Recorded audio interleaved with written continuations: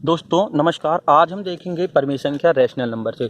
जितने भी competition exam आप देखेंगे, चाहे तो अभी जो प्रेजेंट में चलेंगे संविदा वर्ग 3 तथा कांस्टेबल, इन सभी एग्जामों में जब गणित की बात आती है तो बेसिक होना बहुत ज़रूरी है। तो आज हम जो एक महत्वपूर्ण टॉपिक लेकर आए हैं वो है रैशनल नंबर या परिमेय संख्या। तो इस रैशनल नंबर होती क्या है तथा इनमें कौन कौन से कार्य होते हैं और ये कितनी प्रकार की होती हैं, ये सभी आज हम पूरी वीडियो में आपको अच्छे तरीके से क्लियर कर देंगे, जिससे कि इससे संबंधित जितने भी सवाल हैं आपको अच्छे तरीके से समझ में आ जाए।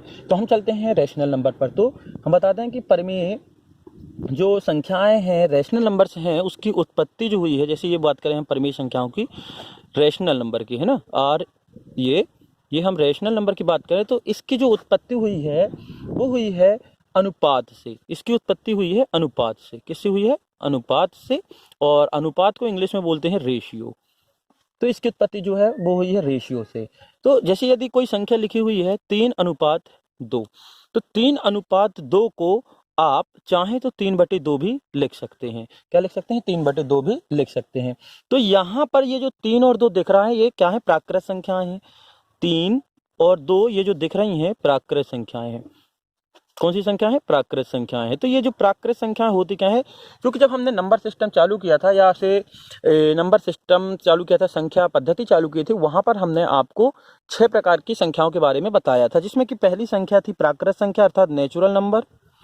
दूसरी संख्या थी पूर्ण संख्या अर्थात से होल नंबर। तीसरी संख्या थी पूर्णांक संख्याएं अर्थात इंटीजर्स नंबर। चौथी थी परिमेय संख्याएं अर्थात रेशनल नंबर। पांचवी थी अपरिमेय संख्याएं अर्थात इर्रेशनल नंबर। तथा लास्ट थी वास्तविक संख्याएं, जिसको हम बोलते हैं रियल नंबर, है ना। तो ये 6 संख्याओं के बारे में हमने नंबर सिस्टम में आपको बताया है। यदि आप ये चीज क्लियर नहीं है तो आप जाकर प्लेलिस्ट में कंपटीशन एग्जाम या कंपटीशन मैथ्स के फोल्डर में या प्लेलिस्ट में आप जाकर इसको देख सकते हैं, ठीक है। तो प्राकृत संख्याएं हैं 3 और 2 क्या है? प्राकृत संख्या है। और 3:2 को आप 3/2 लिख सकते हैं, या यदि इसका रिवर्स चलें तो कभी जरूरत पड़ती है तो आप 3/2 को भी 3:2 लिख सकते हैं। और यहाँ हम अभी पढ़ रहे हैं परिमेय संख्याएं, और जिसकी उत्पत्ति किससे हुई है? रेशियो से या अनुपात से।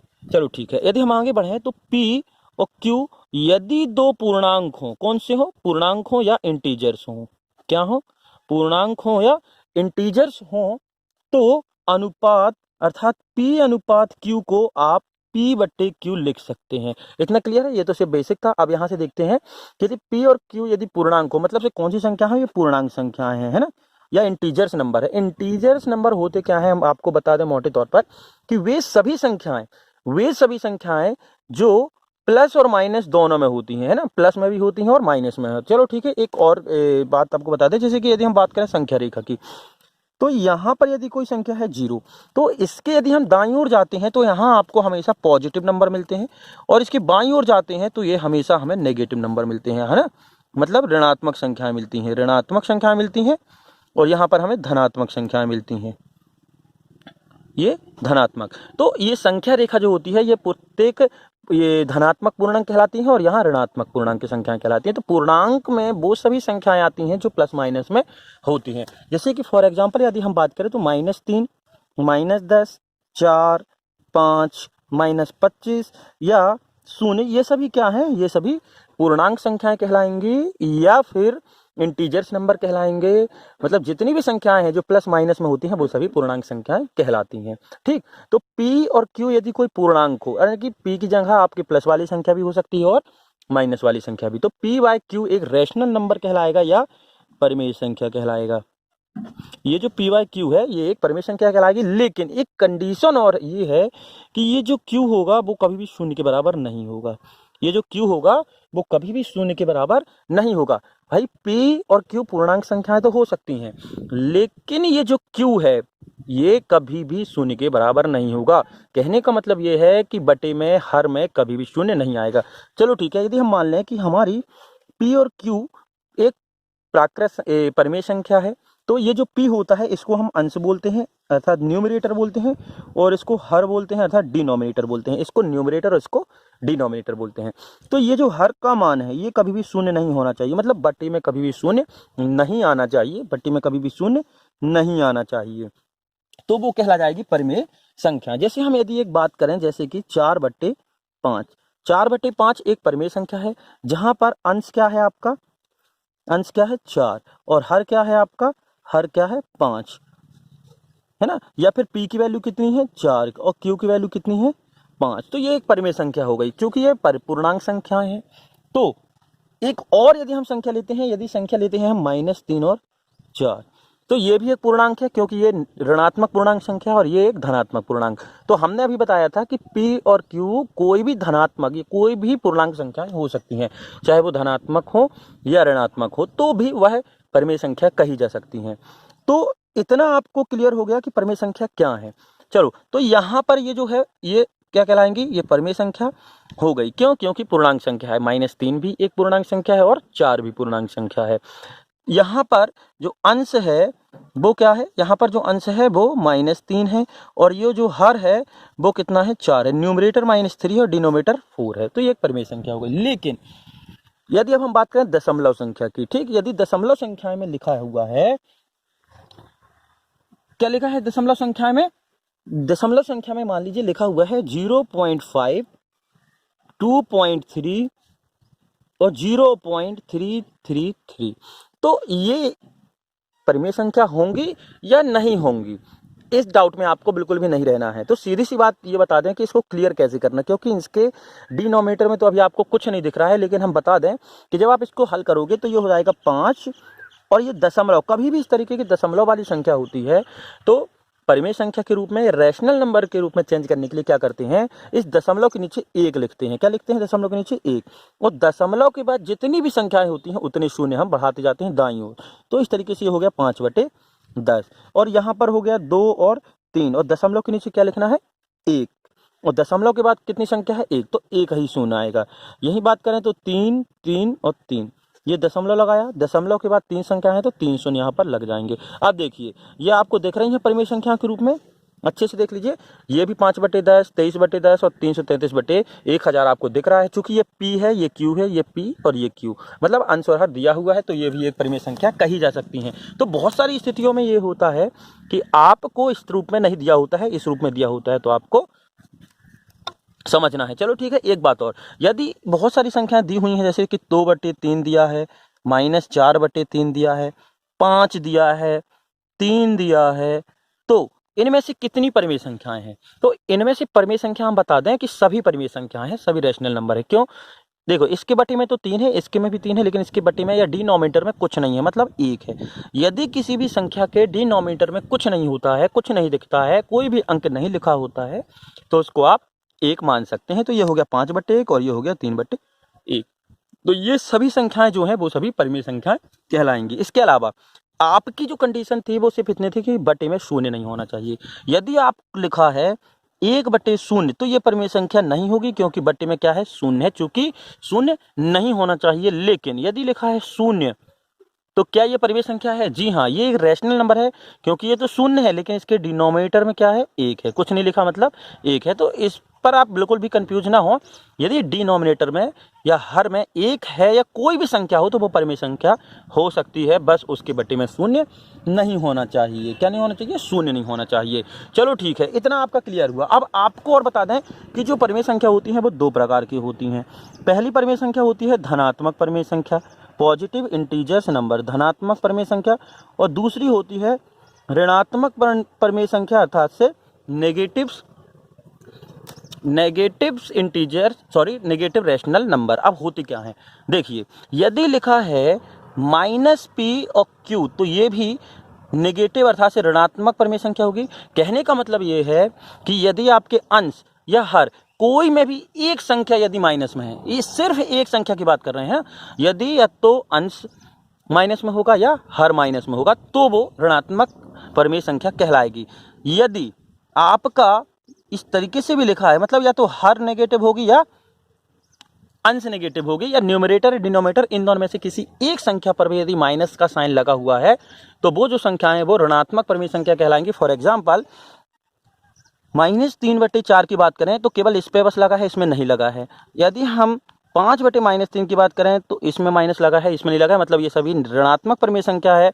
मतलब अंश और हर में से किसी एक पर भी यदि माइनस है तो वो ऋणात्मक परिमेय संख्या कहलाएगी। इसके उल्टा चलते हैं, यदि दोनों अंश और हर दोनों में प्लस है तो वो धनात्मक परिमेय संख्या कहलाएगी, और यदि दोनों में ऋण है तो भी धनात्मक कहलाएगी। कैसे? यदि लिखा है P/Q तो ये धनात्मक हो जाएगी, लेकिन लिखा है -P/-Q तो ये भी धनात्मक हो जाएगी। ठीक है, अब कैसे हो जाएगी वो ध्यान दीजिएगा। होता क्या है कि ये जो माइनस है ऊपर का और ये नीचे का माइनस, ये माइनस माइनस कैंसिल होकर प्लस हो जाते हैं। फॉर एग्जाम्पल यदि लिखा है -3/4 लिखा है और पूछा जाता है आपसे कि ये धनात्मक परिमेय संख्या है या ऋणात्मक, तो ये हो जाएगी आपकी धनात्मक परिमेय संख्या। क्यों? क्योंकि जब इसको आप सॉल्व करेंगे तो ये माइनस माइनस क्या हो जाएंगे, प्लस, तो ये हो जाएगी 3/4। तो परिमेय संख्याएं दो प्रकार की हैं, धनात्मक परिमेय संख्या और ऋणात्मक परिमेय संख्या। अब हम इसके अगला टॉपिक है इसी का तुल्य परिमेय संख्या या समतुल्य परिमेय संख्या या इक्विवेलेंट रेशनल नंबर। समतुल्य परिमेय संख्याएं होती क्या है? समतुल्य परिमेय संख्याएं बहुत ही इंपॉर्टेंट है। ये जितने भी सवाल हैं इन सभी में आपको रेशनल नंबर या परिमेय संख्या के सवाल जरूर आते हैं, उनको सॉल्व करते आपसे आना चाहिए। हम लास्ट तक वीडियो जरूर देखें तथा चैनल को सब्सक्राइब करना बिल्कुल ना भूलें, जिससे कि आपको पूरा का पूरा बेसिक जो है मैथ्स का यहाँ पर से मिल जाएगा। तो समतुल्य परिमेय संख्याएं, एक परिमेय संख्या को अलग अलग अंशों और हरों का प्रयोग करते हुए लिखा जा सकता है ना। कहने का मतलब है एक ही परिमेय संख्या को हम बहुत सारे रूपों में लिख सकते हैं। अब वो कैसे? मान लीजिए आपके पास एक संख्या है -2/3। क्या लिखा है? -2/3। तो यदि आप इसमें किसी भी एक पूर्णांक संख्या से गुणा करते हैं, ऊपर और नीचे, अंश और हर में, मान लीजिए हम इसमें अंश में 2 का और हर में भी 2 का मल्टीप्लीकेशन करते हैं, तो ये जो संख्या बनेगी ये बनेगी -4/6। तो ये जो संख्या दिख रही है ना -4/6, ये -2/3 के ही बराबर कही जाएगी या होगी, इसे कहते हैं समतुल्य परिमेय संख्या। अब वो कैसे? जैसे यदि आप इसका मानक रूप या स्टैंडर्ड फॉर्म लाते हैं जब तक, तो देखना ये अपने निम्नतम रूप में आ जाएगी, 2 दूनी 4 और 2 तिहाई 6, तो -2/3। तो इस तरीके की जो संख्याएं हैं वो समतुल्य परिमेय संख्या कहलाती हैं। फॉर एग्जाम्पल यदि आप इसी को यदि बढ़ाना चाहें तो ये हो गया -2/3 के साथ 2/2 का गुणा करेंगे तो ये हो जाएगा -4/6। यदि -2/3 के साथ गुणा करेंगे 3/3 का तो ये हो जाएंगी -6/9। -2/3 के साथ यदि आप 4/4 का गुणा करते हैं तो ये हो जाएंगी -8/12। तो ये जो संख्याएं दिख रही हैं आपको, ये -4/6, -6/9, -8/12, ये इक्विवेलेंट रेशनल नंबर या फिर समतुल्य परिमेय संख्याएं कहलाएंगी। किसकी? -2/3 की। मतलब आप चाहें तो इसके हजार या लाखों संख्याएं आप बना सकते हैं, क्योंकि यदि आप इनको सॉल्व करेंगे तो आपको -2/3 ही मिलेंगे। अब देखो ये इसको हम जब सॉल्व करते हैं तो ये हो जाएगा 2 दूनी 4, 2 तिहाई 6। इसको सॉल्व करोगे तो हो जाएगा 3 दूनी 6, 3 तिरका 9। इसको सॉल्व करेंगे तो हो जाएगा 2, 4 दूनी 8 और 4 तिहाई 12। तो देखिए आपको सॉल्व करने पर वही मिलेगा, है ना, जिसकी ये समतुल्य संख्याएं हैं। -2/3 ये 4 दूनी 8 ही -2/3। तो इस तरीके की जो संख्याएं हैं वो समतुल्य संख्याएं कहलाती हैं।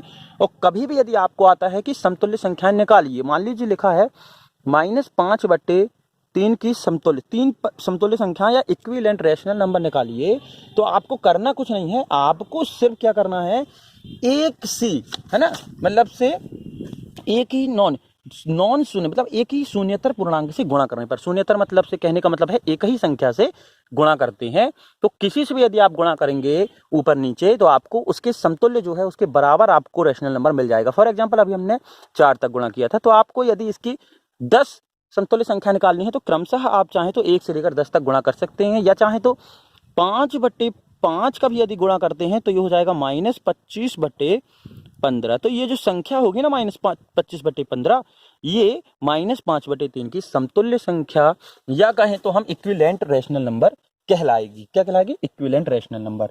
चलो ठीक है, एक चीज और है कि होता क्या है कि यदि पूछा जाता है, जस्ट इसका हम उल्टा बता दें जिससे आपको क्लियर हो जाए कि -25/15 है वो किसकी समतुल्य संख्या है। -25/15 है वो किसकी समतुल्य संख्या है या किसकी इक्विवेलेंट रेशनल नंबर है। तो ये करना कुछ नहीं है, 25 और 15 का जो HCF होगा, है ना, 25 और जो 15 का HCF, मतलब HCF बोले तो महत्तम समापवर्तक, HCF। इसका जो HCF होगा, महत्तम समापवर्तक जो होगा, उससे आप इसको भाग दे दीजिएगा, डिवाइड कर देना, तो आपका आंसर आ जाएगा कि ये किसके समतुल्य है। फॉर एग्जाम्पल 25 और 15 का HCF, जैसे हम 25 को तोड़ें तो ये हो जाएगा 5 गुणित 5, और 15 को तोड़ें तो ये हो जाएगा 5 गुणित 3। तो आपका जो HCF आया, अर्थात आपका जो महत्तम समापवर्तक आया, वो आ गया 5।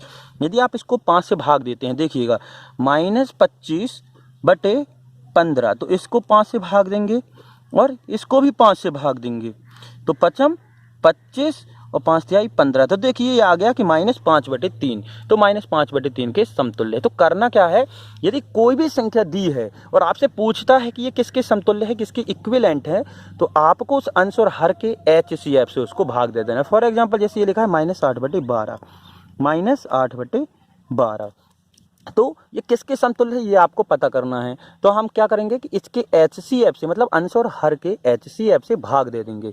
तो 8 से यदि हम भाग देते हैं, सॉरी 8 को तोड़ते हैं तो हो जाएगा 2 गुणित 2, 2 दूनी 4 और 4 तिहाई 12। और 12 को तोड़ते हैं तो ये हो जाएगा 2 दूनी 4 दूनी 8, ये 2 8 हो गया, और 2 गुणित 3। तो इसका ये जो दिख रहा है HCF, वो हो गया 2 दूनी 4। तो इससे 4 को यदि हम भाग दे दें, ठीक है, ये तो 4 दूनी 8 और 4 तिहाई 12, तो ये पता चल गया कि -2/3 का समतुल्य है। कौन सी संख्या, -8/12। तो समतुल्य संख्याएं या इक्विवेलेंट रेशनल नंबर होती क्या है वो आपको पता चल गया है। और यदि किसी भी संख्या का यदि आपको इक्विवेलेंट रेशनल नंबर निकालना है तो किसी भी शून्येतर पूर्णांक संख्या का आप गुणा कर सकते हैं और बहुत सारी संख्याएं उसके निकाल सकते हैं, 10 15 20 25 30, जितनी भी आप निकालना चाहें, ठीक है। तो अगला जो है टॉपिक वो है रेशनल नंबर।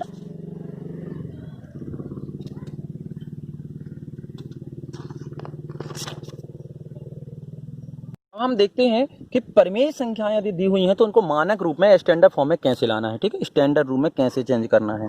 बहुत ही इंपॉर्टेंट है ये वीडियो, आप जरूर लास्ट तक देखें। आपको A to Z rational number से संबंधित या परिमेय संख्याओं से संबंधित जितने भी डाउट है पूरे के पूरे क्लियर हो जाएंगे।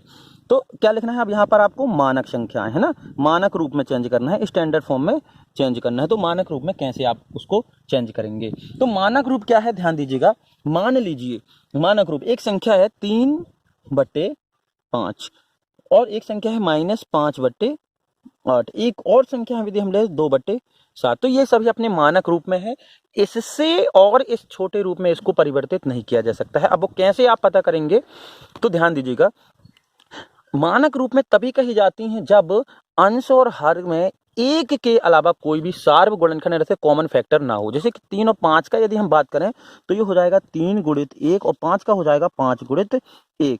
तो यहाँ पर आपको दिख रहा है कि सिर्फ एक ही एक ऐसा अंक है जो इन दोनों के फैक्टर में आता है, बाकी ऐसी कोई संख्या नहीं है जो कॉमन हो, या फिर इसमें भी आती हो या इसमें भी आती हो। तो इस तरीके से हम कह सकते हैं कि ये अपने मानक रूप में है, स्टैंडर्ड फॉर्म में है, मतलब कि ऐसा निम्नतम रूप कि उसे और छोटे रूप में ना बदला जा सके या फिर और भी अधिक निचले स्तर तक उसको कैंसिल ना किया जा सके, है ना। 3/5 एक ऐसी संख्या हो जाएगी कि ये किसी से भी कैंसिल नहीं होगी, तो ये अपना मानक रूप में कही जाएगी। फॉर एग्जांपल जैसे ये है -5/8, तो माइनस और प्लस से अपन को कोई भी ध्यान नहीं देना है। मानक रूप में यदि चेंज करने के लिए या फिर से बदलने के लिए आता है तो आपको देखना क्या है कि वो मानक रूप में है या नहीं है, कि इस अंश और इस हर का जो फैक्टर है, जो गुणनखंड है, वो केवल क्या होना चाहिए, एक होना चाहिए, कोई भी फैक्टर कॉमन नहीं होना चाहिए। जैसे 5 का 5 एकम 5 और 8 का है, जैसे 5 को यदि हम तोड़ें तो 5 गुणित 1 आएगा, और 2 को तोड़ें 8 को तोड़ें तो 2 गुणित 2 गुणित 2। तो ऐसा कोई भी फैक्टर या गुणनखंड नहीं है जो दोनों में आता हो। क्या दिख रहा है आपको, नहीं दिख रहा है, इसमें 2 2 आ रहा है, इसमें 5, तो ये अपने मानक रूप में है। इसी तरीके से ये भी, तो मानक रूप अब आपको समझ में आ गया होगा कि मानक रूप में तब होता है जब अंश और हर के जो कॉमन फैक्टर होते हैं वो नहीं होते हैं, एक भी कॉमन फैक्टर नहीं होता है, सिर्फ एक को छोड़कर।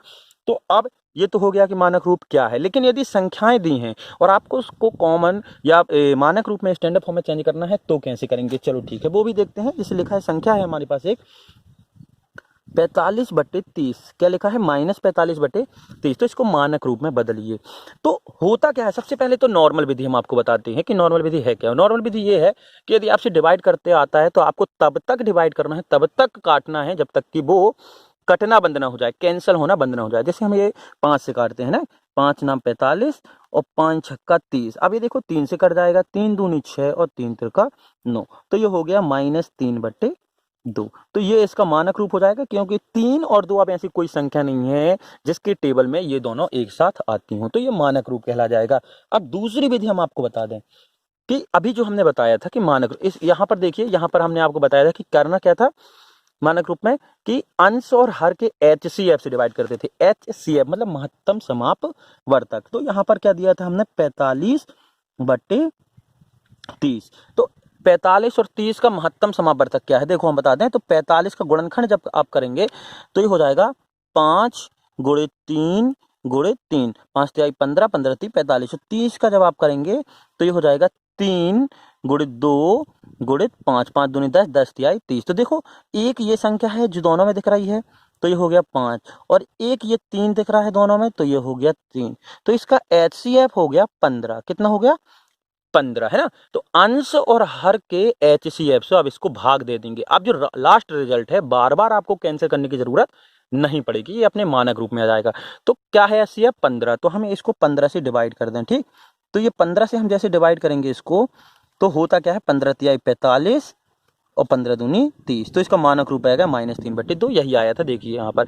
अब वो आप पर डिपेंड करता है कि आप चाहे तो एक एक करके भाग दें, या इन दोनों को डायरेक्ट HCF या महत्तम समापवर्तक निकाल के भाग दे दे, तो उसका मानक रूप एक ही बार में आ जाएगा। तो नियम ये है कि आपको HCF निकालते भी अच्छे से आना चाहिए, और यदि नहीं आता है तो आप प्ले लिस्ट में जाकर से कॉम्पिटिटिव मैथ्स वाले प्ले लिस्ट में आप वीडियो देख लीजिएगा।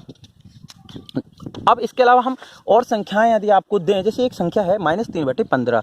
क्या है? -3/15, -3/15 या -3/-15। तो देखिए मानक रूप में कब आती हैं ये, माइनस माइनस तो प्लस हो गई। इससे हमने अभी बोला था, इसके पहले जब आपको बताया था कि धनात्मक परिमेय संख्या और ऋणात्मक परिमेय संख्या क्या होती हैं। तो यदि दोनों माइनस में होती हैं तो धनात्मक होती है, दोनों धन में होती हैं तो धनात्मक होती है। यदि एक धन में और एक ऋण में होती है तो वो ऋणात्मक परिमेय संख्या हो जाती है। तो ये तो हो गया प्लस। अब मानक रूप इसका लाना है, तो ये हमने शॉर्ट विधि बिल्कुल यही है कि 3 और 15 का HCF क्या होगा? 3। तो 3 से आप इसको डिवाइड कर देंगे, तो 3/3 और 15/3, तो हो जाएगा 1, 3 एकम 3 और 3 5 15। तो इसका जो मानक रूप हो जाएगा वो हो जाएगा 1/5। तो इस तरीके से आपने देखा कि मानक रूप होते क्या है, स्टैंडर्ड फॉर्म क्या है, कैसे चेंज करना है, कैसे आपको उसको सर्च करना है कि वो मानक रूप है या नहीं है। परिमेय संख्याओं की तुलना। तो परिमेय संख्याओं की तुलना करने के लिए सबसे पहले तो हम आपको बता दें कि सिंपल नंबर की प्राकृत संख्याएं और पूर्ण संख्याओं, पूर्णांक संख्याओं की जो तुलना है वो किस तरीके से हमने की थी। अगर यदि आपको ध्यान ना हो तो हम आपको यहाँ पर बता दें, फिर हम चलते हैं परिमेय संख्याओं की तुलना करने के लिए आपके पास हमेशा 3 चिन्ह रहते हैं, जिसमें कि पहला चिन्ह होता है लेस देन, दूसरा होता है ग्रेटर देन और तीसरा होता है इक्वल। तो इन तीनों के अलावा से कंपेयर करने के लिए, तुलना करने के लिए चौथा कोई भी चिन्ह नहीं है। यदि हम कभी भी दो संख्याओं की तुलना करें, दो व्यक्तियों की तुलना करें, दो वस्तुओं की तुलना करें, या फिर किसी भी चीज़ की तुलना करें, तो आपको सिर्फ 3 प्रकार की ही तुलना करने को मिल सकती है। कहने का मतलब ये है, यदि हमारे पास 5 है और हमारे पास 8 है, तो या तो 5 छोटा होगा, 5 छोटा होगा 8 से और 8 बड़ा होगा 5 से, या फिर दोनों संख्याएं बराबर हो सकती हैं। चौथी ऐसी कोई कंडीशन नहीं है कि संख्या बराबर भी हो और छोटी या फिर बड़ी भी हो। तो जिस तरफ ये जो मुंह खुला होता है, मान लो लिखा है ये 8 इज ग्रेटर देन 5, जिस तरफ ये मुंह खुला होता है वो बड़ी संख्या की ओर इंडिकेट करता है, तथा जिस तरफ ये मुंह बंद होता है, ये दिख रहा है ना आपको, ये जो जॉइंट दिख रहा है, ये छोटी संख्या की ओर इंडिकेट करता है। तो इतना आपको क्लियर हो गया होगा कि कौन सा चिन्ह कहाँ पर लगाना है। हमेशा ये जो चिन्ह है, ये जो मुंह खुला हुआ है, वो हमेशा बड़ी संख्या की ओर लगता है। तो ठीक है, हम संख्या की बात करते हैं। अभी हम जब संख्या रेखा की बात करते हैं, तो हमने अभी बताया था इसके पहले कि संख्या रेखा पर बीच में जो होता है 0, और इसके दाईं ओर बढ़ने पर हमें पॉजिटिव इंटीजर नंबर या फिर धनात्मक पूर्णांक संख्या मिलती है, और बाईं ओर आगे बढ़ने पर ऋणात्मक परिमेय संख्या, ऋणात्मक पूर्णांक संख्या मिलती है, नेगेटिव इंटीजर नंबर मिलते हैं। जैसे हम बात करें 1, 2, 3, 4, 5 और अनंत तक। और यदि हम बात करें यहाँ -1, -2, -3 और अनंत तक, माइनस अनंत तक। तो इनमें यदि हम कभी भी कंपेयर करते हैं तो 3 प्रॉपर्टी हैं इसमें कंपेयर करने की। तो पहली प्रॉपर्टी ये है कि कभी भी यदि हम शून्य से इस तरफ जाते हैं, है ना, दाईं ओर जाते हैं या राइट में जाते हैं, दाईं ओर जाते हैं, राइट में जाते हैं, तो मान हमेशा बढ़ता है। क्या होता है? बढ़ता है। मतलब एक कदम आगे बढ़ेंगे तो मान बढ़ेगा। और इस तरफ यदि हम जाते हैं या बाएं में जाते हैं तो मान जो होता है वो हमेशा घटता है। क्या होता है? घटता है। मतलब जैसे ही अब आगे बढ़ते जाएंगे मान कम होता जाएगा।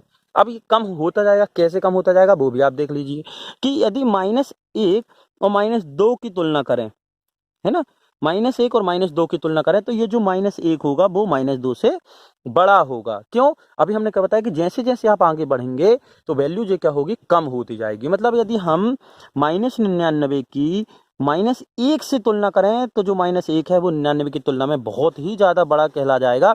और अभी हमने बताया कि ये जो चिन्ह होता है, ये जो मुँह खुला होता है, वो बड़ी संख्या की ओर इंडिकेट करता है।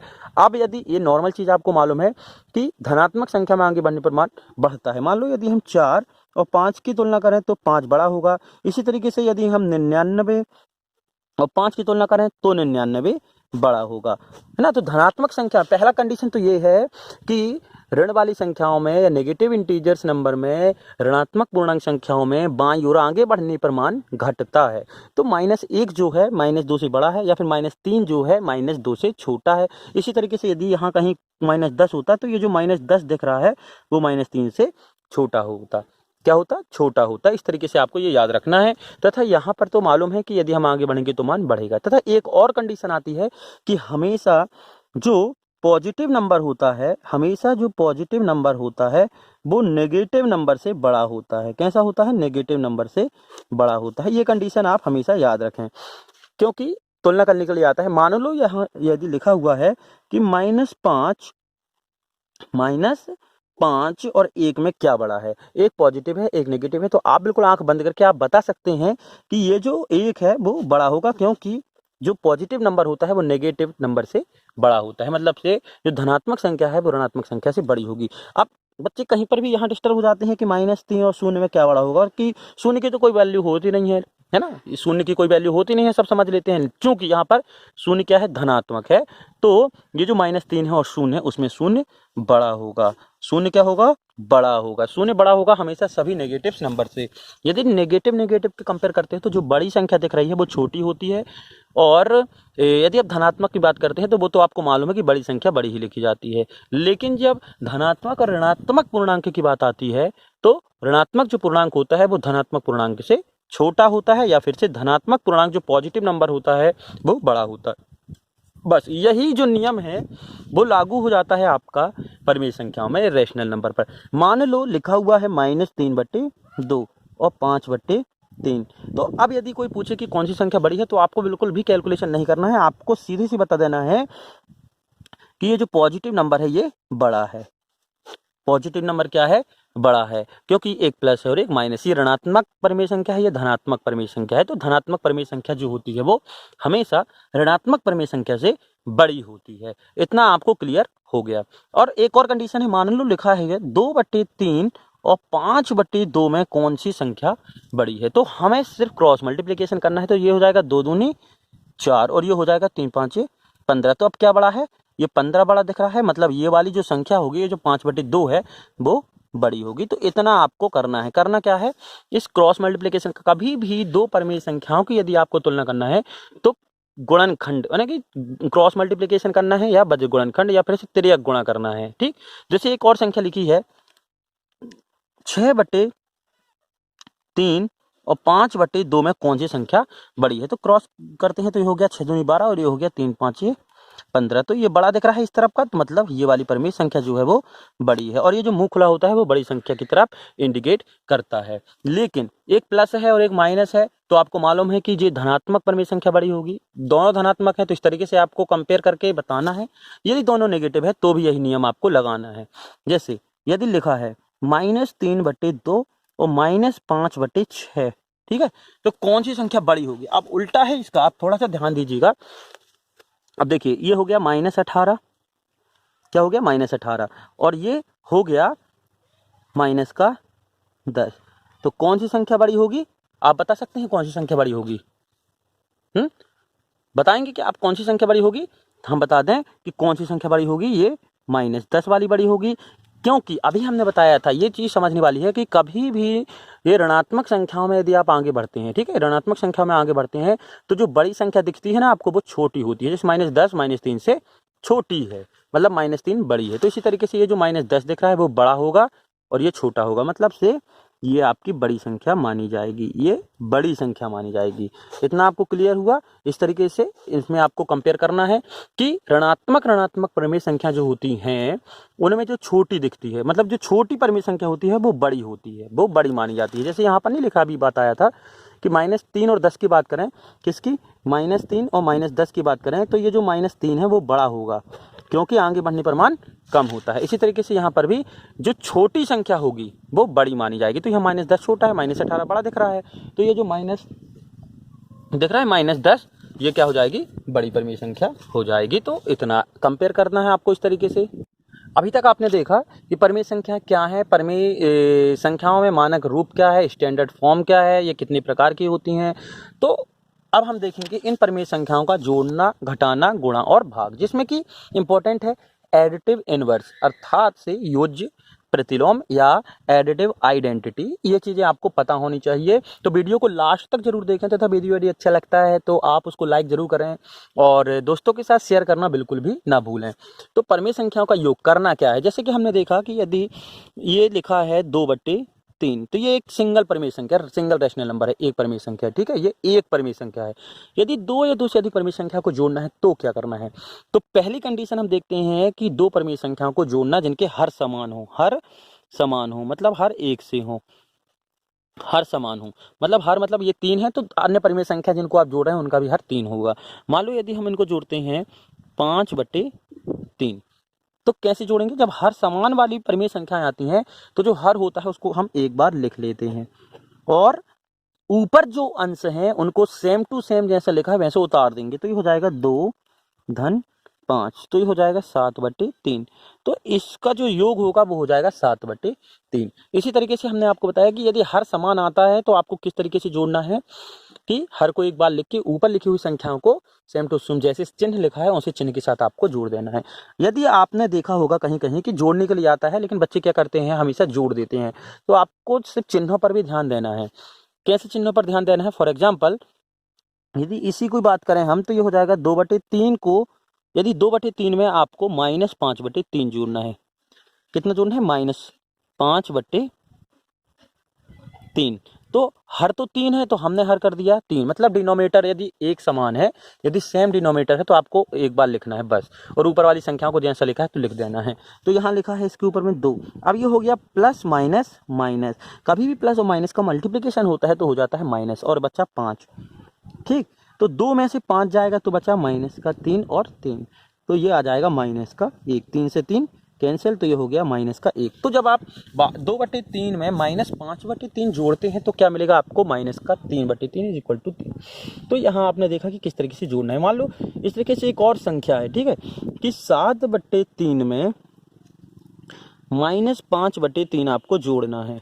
तो क्या करेंगे? हर देखना है पहले, तो हर समान है, तो हर समान है तो 3 लिख दिया, और ये 7 और ये -5, तो 7 में से 5 गए बच्चे 2, तो 2/3। तो ये आपका आंसर, यदि हर समान है। अभी हम आगे देखेंगे कि यदि हर अलग अलग हैं तो किस तरीके से उनको आपको जोड़ना है। तो ये बात हुई इनकी, और यही काम होता है घटाने में। तो ये हो गया परिमेय संख्या का योग या फिर से परिमेय संख्या का व्यवकलन या subtraction of the rational number. कुछ नहीं है, आपको सिर्फ चिन्ह बस बदल के करना है। अब हम बात करते हैं किसकी? यदि आपकी एग्जाम्पल के लिए यदि हम आपको दे दें कि आपको यहाँ करके देखना है तो आप इनको करके देखिए जरूर कि -13/7 प्लस 6/7 पहला, तथा दूसरा आप करके देखिएगा 19/5 प्लस -7/5। जब तक आप इनको करिए हम दूसरा समझाते हैं। लिखा है यदि ये तो हो गया समान हर होते हैं, यदि असमान हर होते हैं, असमान मतलब से इनइक्वल्स डिनोमिनेटर होते हैं, अलग अलग रैशनल वो होते हैं, क्या कहते हैं, अलग अलग हर होते हैं, डिनोमिनेटर होते हैं, तो आपको उनको कैसे जोड़ना घटाना है तो वो देख लीजिए। मान लीजिए एक संख्या लिखी है 5/3 और इसमें आपको जोड़ना है 6/7 को। तो इन संख्याओं को किस तरीके से जोड़ते हैं, और यदि घटाने के लिए भी आता है तो आप एक चैनल लगा, हम एक साथ बता दे रहे हैं, जोड़ना घटाना सेम चीज़ है।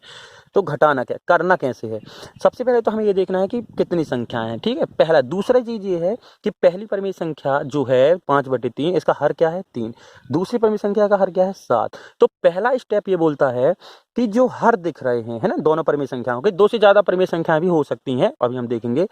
तो 7 और 3, तो इनका हम निकालते हैं एलसीएम, मतलब लघुत्तम समापवर्तक।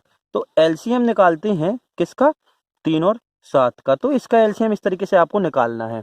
तो ये तो 3 से ही जाएगा और ये 7 से ही जाएगा, तो इसका एलसीएम हो गया 21। कितना हो गया 21। तो फर्स्ट स्टेप ये है एलसीएम निकाल के इसको लिखना है नीचे 21। अब दूसरा स्टेप ये है कि ये जो आपको एलसीएम दिख रहा है, इस एलसीएम को एक एक करके सभी हर से या सभी डिनोमिनेटर से डिवाइड करना है। तो पहली परिमेय संख्या के डिनोमिनेटर से डिवाइड करना है, फिर दूसरी परिमेय संख्या के डिनोमिनेटर से डिवाइड करना है, तीसरी परिमेय संख्या के डिनोमिनेटर से डिवाइड करना है, जितनी भी परिमेय संख्याएं आपको जोड़नी है या घटानी है।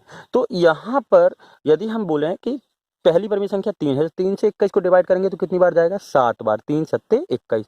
अब जो भाग करने पर आता है, जो डिवाइड करने पर आता है, उसका ऊपर अंश में गुणा करना है। तो 3 से डिवाइड करेंगे 21 को, तो यहाँ यदि नहीं आता है अच्छे से डिवाइड करना, तो आप यहाँ पर कर सकते हैं कि 21 को हमने 3 से डिवाइड किया तो कितनी बार गया, 7 बार। अब इस जो 7 दिख रहा है, इस 7 का अंश के साथ मल्टीप्लाई करना है, उसी अंश से करना है जिसके डिनोमिनेटर या जिसके हर से आपने एलसीएम को डिवाइड किया है। तो ये 7 और 7 के साथ ऊपर गुणा करेंगे तो 7 पन्ना 35। अब प्लस है तो प्लस लगाना है और माइनस होगा तो माइनस। अब क्या करना है, अगली परिमेय संख्या पर आ जाते हैं। अगली परिमेय संख्या क्या है, 6/7। इसका जो हर है, इसका हर क्या है 7। अब 7 से डिवाइड करते हैं 21 को, ये भी नहीं बनता है, आप यहाँ इस तरीके से कर सकते हैं, 7 या 21, कितनी बार गया 3। अब इस 3 का इसके अंश के साथ गुणा कर देंगे तो 3 6 18, ठीक है। अब ये इतना, ये जो कैलकुलेशन है जोड़ना का, तो ये तो बन जाएगा, तो हम जोड़ लेते हैं। 8 और 5 13 हो गया, 3 और 1 4 और 1 5, 21 53/21, 53/21 ये आपका आ गया सम। यदि यही माइनस होता तो ये माइनस हो जाता, तो ये प्लस की जगह माइनस लग जाता, तो ये हो जाता 35 - 18 डिवाइडेड बाय 21। तो यहाँ आप इसको घटा के कर सकते थे, ठीक। यहाँ आप घटाते तो जो आता वो आपका सब्ट्रैक्शन का आंसर होता। जैसे 35 में से 18 जाएगा, तो इस तरीके से आप कर सकते हैं। यदि आपसे ये डायरेक्ट नहीं आता है तो इस तरीके से आप इसको कर सकते हैं। तो 5 के माने 15, 15 में से 8 जाएंगे तो आपका बचेगा 7 और ये बचेगा 17। तो ये हो गया 17/21, है ना, 17/21। तो इस तरीके से आपको सॉल्व करना है। ये तो हुई दो संख्याएं। कब, जब दोनों के हर जो है असमान होते हैं, अलग अलग होते हैं, तो ये हो गया जोड़ना और घटाना। यदि बहुत सारी संख्याएं दी हैं, फॉर एग्जांपल यदि संख्याएं दी हैं 5/3 धन 6/5 माइनस 3/2, तो इस तरीके से यदि 3 संख्याएं दी हैं, उनको कैलकुलेट करना है, इनको जोड़ना है, घटाना है, जो कुछ भी करना है, तो आपको वही प्रोसेस अपनानी है जो अभी हमने आपको बताई है। तीनों परिमेय संख्या के जो हर हैं उनका एलसीएम निकालना है। तो एलसीएम इसका निकालते हैं 3 5 और 2 का। इनके हर क्या है 3 5 और 2, तो ये हो गया 3 5 और 2। इनका एलसीएम निकालेंगे तो ये 3 से गया, ये 5 से गया और ये 2 से गया, तो ये हो जाएगा 5 तिहाई 15 और 15 दूनी 30। तो एलसीएम हो गया 30। अब यहाँ पर सिर्फ 3 परिमेय संख्या है, 4 परिमेय संख्या, 10 परिमेय संख्या, कितनी भी हो आपको बिल्कुल घबराना नहीं है।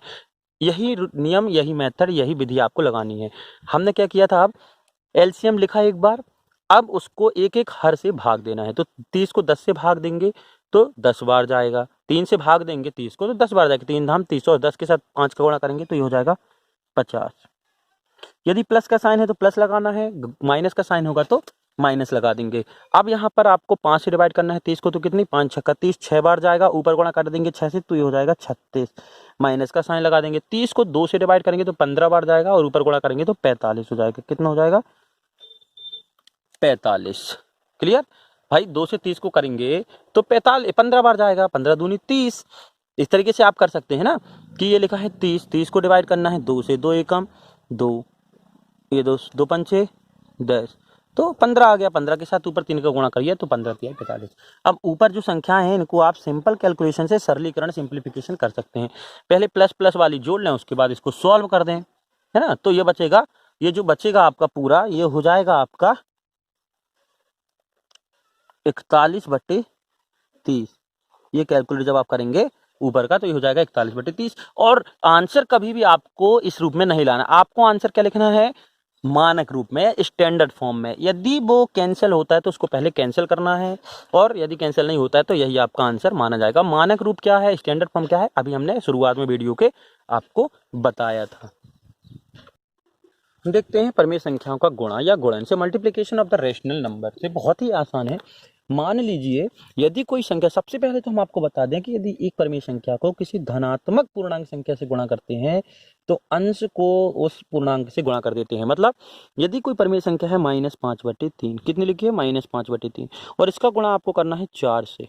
किससे, 4 से। इससे आपको गुणा करना है तो अंश को सिर्फ गुणा करना, अंश को इस धनात्मक पूर्णांक संख्या से गुणा करना है, और हर जो है वो वैसा की वैसा लिखा रहेगा।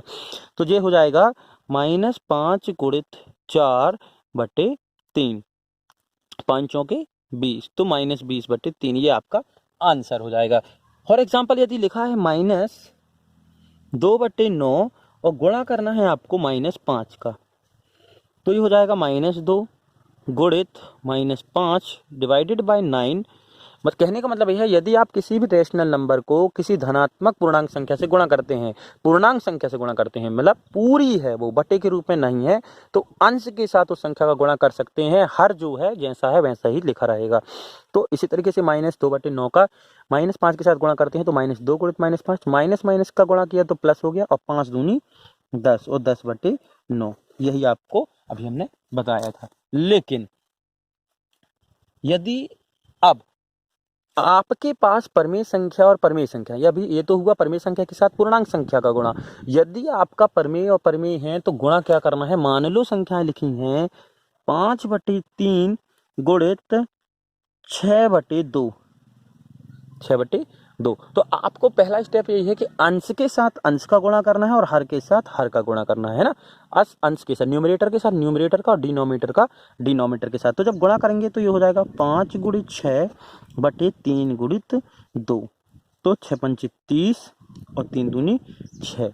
अब ये आपका गुणा हो गया, लेकिन ये आपका तो गुणा हो गया, लेकिन यदि ये कैंसिल होता है तो आपको इसे कैंसिल करना है, मतलब मानक रूप में लाना है। कभी भी यदि कोई भी आंसर यदि आप लाते हैं तो वह आपका लास्ट आंसर नहीं हो सकता तब तक जबकि वह अपने मानक रूप में या स्टैंडर्ड फॉर्म में ना आ जाए। तो क्या करना है, ये मानक रूप में है या नहीं है, सबसे पहले तो हम क्या चेक करते हैं कि ये इन दोनों को कैंसिल करना है एक एक से, और यदि कैंसिल होते जाते हैं तो उनको कैंसिल करते जाना है। या फिर हमने जो बताया था अभी सबसे शुरू में वीडियो के कि इन दोनों को आपको HCF निकालना है ना, HCF निकालना है। तो 30 के गुणनखंड की बात करें तो ये हो जाएंगे 2 गुणित 2, 2 दूनी 4 गुणित 5, और 6 की बात करें तो ये हो जाएंगे आपके 2 दूनी 4, 4 पंचे 20, अरे 4 पंचे 20 हुआ है ना। तो यदि हम 30 के गुणनखंड की बात करें तो इस तरीके से आप निकाल सकते हैं, 2 से 2 एकम 2, 2 पंचे 10, तो 3 5 15 और 5 एकम 5, तो ये होंगे 30 के गुणनखंड कितने, 2 गुणित 3 गुणित 5। और इस तरीके से 6 का निकालें तो ये हो जाएगा 2 गुणित 3, तो इसका जो HCF हो जाएगा वो हो जाएगा 6।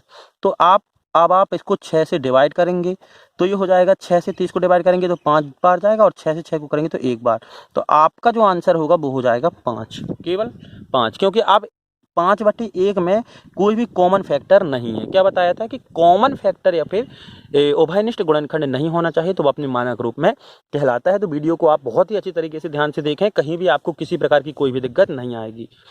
तो ये हो गया गुणा। गण करना कैसे है, अंश के साथ अंश का, हर के साथ हर का। एक और चीज आप देख लें कि यदि लिखा था जैसे कि 5/3 गुणित 6/2, यदि ये कैंसिल होता है ना, यहीं पर यदि ये कैंसिल होता है तो यहीं पर आप इसको कैंसिल करें, उसके बाद गुणा करें। जैसे ये कैंसिल होता है 3 से, तो कितना हो गया 3 दूनी 6, कितना हो गया 3 दूनी 6, और ये 2 से कैंसिल हो गया, 2 एकम 2, तो केवल बचा है आपके पास 5/1 गुणित 1/1। तो 5 के साथ 1 का 5 एकम 5, और 1 के साथ 1 का 1 एकम। ये तो आंसर आ गया 5/1, और 1 लिखना बट्टे में जरूरी नहीं है, तो ये हो गया केवल 5। तो इस तरीके से आपको गुणा करना है परिमेय संख्याओं का, कि अंश के साथ अंश का, हर के साथ हर का। बाकी चिन्हों का आपका विशेष ध्यान रखना है। तो हम भाग की बात करते हैं, डिवाइड की बात करते हैं, रेशनल नंबर के डिवाइड की बात करते हैं। तो मान लो लिखा है संख्या 2/3 भागित 5/3, ठीक है। तो 2/3 भागित 5/3, यदि आपको दो परिमेय संख्या दी हो, कोई भी दी हो, प्लस में हो या माइनस में है, और आपको डिवाइड करना है, तो बहुत ही आसान तरीका है कि इस चिन्ह को क्या है मल्टीप्लिकेशन में चेंज कर लें, या इसको हम किस रूप में लिख सकते हैं, ऐसा लिखा हो सकता है आपका 2/3 भागित 5/3। तो बहुत सारे सवालों में आपको यूज कर रहे कि आ जाता है इस तरीके की परिमेय संख्या बटे परिमेय संख्या, rational number divided by rational number. तो आपको करना क्या है, सिर्फ एक स्टेप है, तो आप यहाँ पहुँच जाएंगे जो अभी हमने पहले बताया था। इस चिन्ह को गुणांक में बदल लें, तो ये हो जाएगा 2/3 गुणित, अब ये तो गुणा में बदल लिया, तो इसके बाद जो संख्या है, मतलब इसके बाद इस भाग के बाद जो संख्या है, जो भी रैशनल नंबर, उसको बदल ले, पलट जाए, मतलब अंश हर हो जाएगा, और हर जो है वो अंश हो जाएगा, मतलब 5/3 की जगह हो जाएगा 3/5। अब ये तो नॉर्मल तरीका हो गया जो अभी हमने यहाँ पर बताया था। यदि कैंसिल होता है तो कैंसिल कर दो, और नहीं बनता है तो गुणा करने के बाद कैंसिल कर दो। तो 3 से 3 कैंसिल, तो केवल बचा 2/5। इसी तरीके से ये 2/3 और 5/3 है, तो क्या करेंगे 2/3 गुणा, भाग की जगह गुणे का चिन्ह। अब ये 5/3 से क्या हो जाएगा 3/5, 3 से 3 कैंसिल हो गया, तो बचा 2/5। और यदि ये 2/3 है और ये 3/5 है, तो आपसे यदि कैंसिल करते नहीं आता है तो आप कुछ नहीं करें, आप सीधे गुणा कर लें। ये 3 दूनी 6 और 30 है ना, 5 तिहाई 15। अब यदि ये कैंसिल करते बन जाए तो अब यहाँ आप कैंसिल कर सकते हैं 3 से, 3 दूनी 6, 3 5 15, मतलब 2/5। तो ये हो गया भाग। जो भाग की जो प्रोसेस होती है परिमेय संख्याओं के, वो बिल्कुल से गुणा की विधि की तरह होती है। तो इसको आप ध्यान रखें, सिर्फ भाग की जगह गुणा का चिन्ह लगाना है, और उसके बाद वाली जो संख्या होती है वो पलट जाती है। 5/3 का 3/5 होगा। इस तरीके से कोई भी संख्या होगी वो पलट जाएगी। तो यहाँ पर आपको किसी प्रकार की समस्या आने वाली नहीं है। तो इतना आज के लिए पर्याप्त है। तो वीडियो को जरूर से जरूर शेयर करना और चैनल को सब्सक्राइब करना बिल्कुल भी ना भूलें।